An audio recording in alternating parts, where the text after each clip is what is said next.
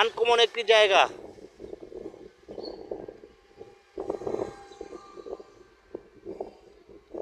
Khanabari cafe and restaurant, শীঘ্রই শুভ উদ্বোধন। আসলে মেন রোডের সাথে তো, খুব সুন্দর একটা পরিবেশ। এই যে এটা